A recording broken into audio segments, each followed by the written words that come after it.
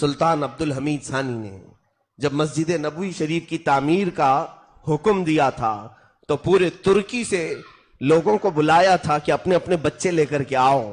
جو بھی بچے پیدا ہوئے 1 دن کے 2 دن کے وہ سب لے کر کے لوگ حاضر ہوئے. 500 بچے جمع ہوئے.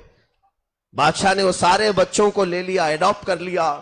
مدینے سے کچھ دور ایک بستی بسائی جو جنگل میں تھی, آس پاس کوئی شہر بھی نہیں تھا. ان بچوں کے لیے پاکیزہ دائیں رکھی گئیں جو ہمہ وقت قرآن کی تلاوت کرتی تھی, اور یہاں تک کہ وہ بچے ختم قرآن کے ساتھ پورا دودھ پیتے تھے. 2 سال کے ہوئے تو ان کی زبانوں پر سب سے پہلی زبان عربی جاری ہوئی. ان کی ماں کی کوئی زبان ہی نہیں تھی, یعنی مدر ٹنگ تھی نہیں. جو انہوں نے دایا سے سنا وہی بولنے لگ گئے, قرآن ہی بولنے لگ گئے. اور جب بچے وہ 5 سال سے 7 سال کی عمر میں ہوئے تو سارے لوگوں کو حافظ قرآن بنایا گیا, اور پھر انہیں عالم بھی بنایا گیا. ہر ایک بچے کو ہنر سکھایا گیا. کوئی معمار بنا, کوئی الیکٹریشن. ان 500 لوگوں کی تربیت میں تقریباً 25 سال گزر گئے. جب وہ جوان 25 سال کے ہوئے تو ان کو لا کر کے مسجد نبوی بنائی گئی تھی. اور ان نوجوانوں نے جو مسجد نبوی بنائی, اپنے ہاتھوں سے جو اینٹیں رکھی ہیں, 300 سال کا عرصہ گزرنے کو آ گیا. ابھی 1960 اور 1970 کی دہائی میں دوبارہ مسجد نبوی کا کنسٹرکشن ہوا ہے سعودی بادشاہ کے زمانے میں. یہ جو ابھی آل چل رہی ہے انہی میں کا ایک بادشاہ تھا جس نے توسیع کی اور بڑھایا ہے مسجد نبوی کو, بہت بنایا.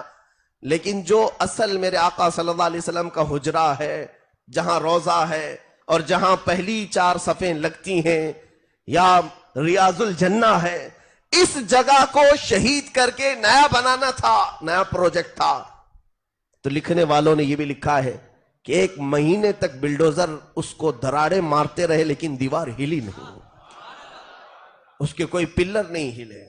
اسی لیے کہ میرے عزیزوں, ان بچوں نے جو ادب کا مظاہرہ میرے آقا کی بارگاہ میں پیش کیا تھا, اللہ اللہ, وہ اگر اینٹ بھی زیادہ ہوتی تو وہاں کاٹتے نہیں, 12 کلومیٹر دور لے جا کے کاٹتے تھے کہ اینٹ کے کاٹنے کی آواز سے میرے آقا کی بے ادبی نہ ہونے پائے.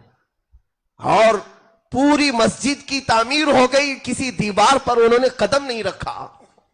ایک لکڑا اس طرح سے زمین پر گاڑتے تھے, اس لکڑے پر ایک پٹا باندھتے اور اپنی کمر میں ایک پٹا باندھتے اور لٹک کر کے مسجد نبوی کی دیواریں بڑھایا کرتے تھے. پیر نہیں رکھا.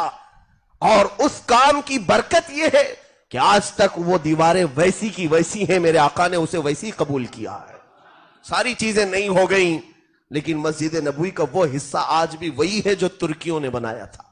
حضور کا حجرہ وہی ہے, میرے آقا کی جالیاں وہی ہیں, جالیوں کا ایک لوہا بھی بدلا نہیں.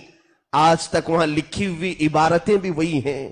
اس لیے کہ یہ چیز ہوتی ہے میرے عزیزوں, جب بچے کی صحیح معنوں میں تربیت ہوتی ہے اور وہ جوان اپنی تربیت کے انداز میں آ کر کوئی کام کرتا ہے تو مولا اس کام کو سدا قائم رکھ لیتا ہے.